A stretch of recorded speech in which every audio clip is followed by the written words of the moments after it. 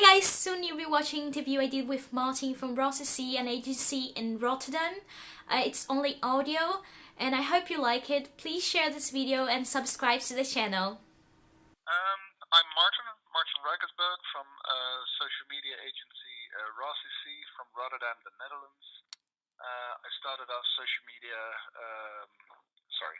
I started off in 2010, and since then Rotterdam has become a full-service social agency among the top 3 agencies in the Netherlands. And besides Rotterdam, we also organize Social Media Week Rotterdam every once a year. Social Media Week is a big international convention which takes place in 4 times a year in 12 different cities, and we do so in November. Cool. And what is social media for you? Well, social media is for starters, it's my business. I like to share and I like to learn, and social media gives me the opportunity to do both. And keep in contact with all people who I can't keep in contact with every other day because of their location. And it also helps me to share fun facts and content with people I do see every day. Good. And why do you think social media has become such a big medium for companies to advertise?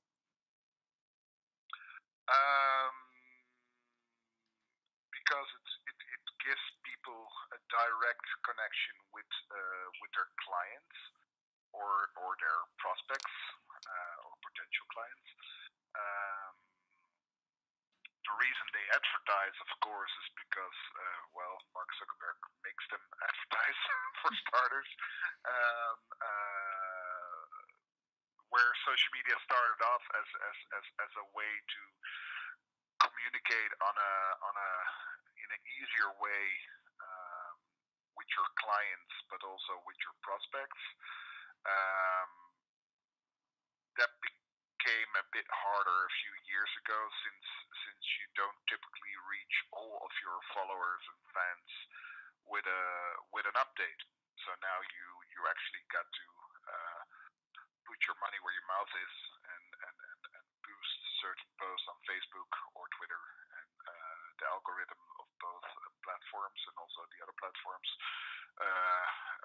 are in this way that you actually have to invest a few bucks to actually reach your audience. And which are the usual mistakes do you think that companies make on social media? Well, the first mistake most people make is that they use the social media content platforms in the same way as they are used to use their email letters or their regular media.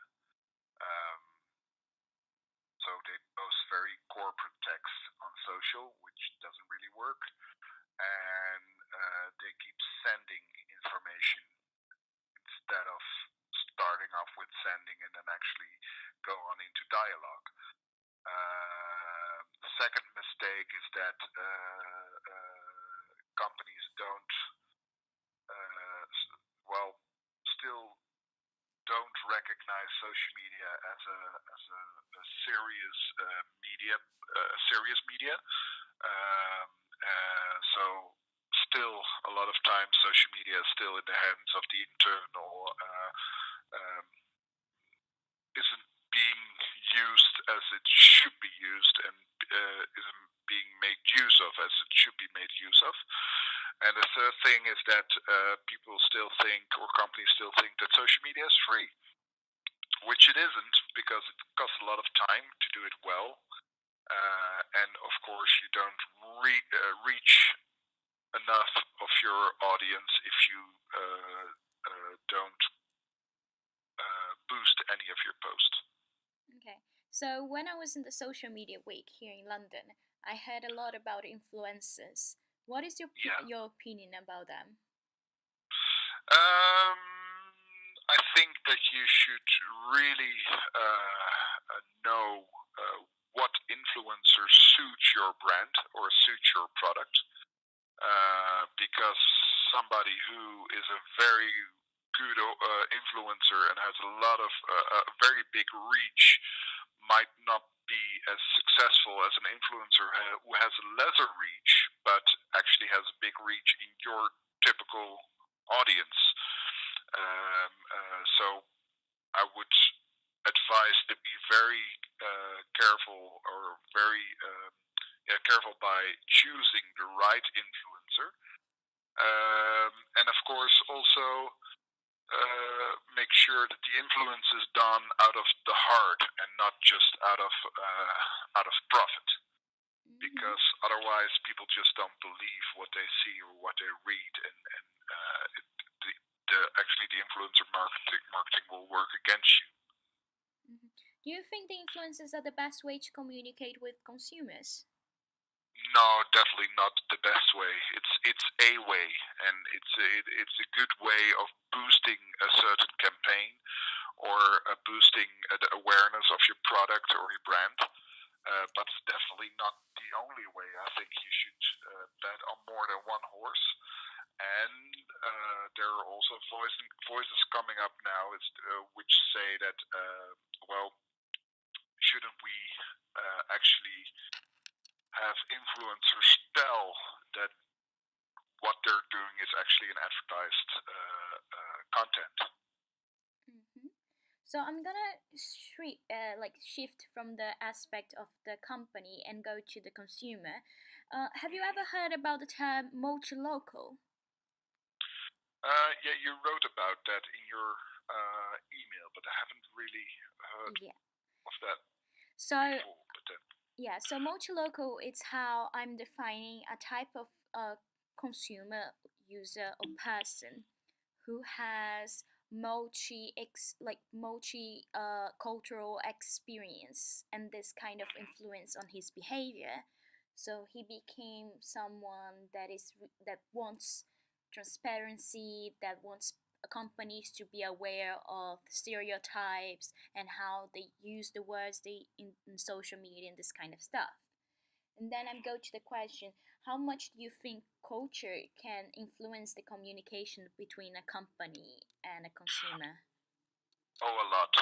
Definitely a lot. Of course, you see a lot of global brands who are actually now experimenting with social media activations on more than one in more than one country at the same time, but from the same hub. KLM, for starters, is a good example, and they have to use a completely different tone of voice, for instance, in China than they have to do in the Netherlands. And Mm-hmm. so culture is a big aspect of social media. Actually, the most social media people who work in social media always thought that language would be the big thing to conquer. But I would say that culture is a much bigger dragon to fight. Mm-hmm. So the last question is, what is your advice to become successful on social media? That's quite hard because there's not really a blueprint for success on social media. It depends on what brand you are, what company you are, what your people are like, what your audience is like. The only advice I would give is try to become a thought leader in your industry and um, be legit. Don't fake it, and that's quite hard, and that's quite a very broad advice. Uh, but there's just not one key to success on social. Yeah, that's great. It's a really good advice actually for companies, especially.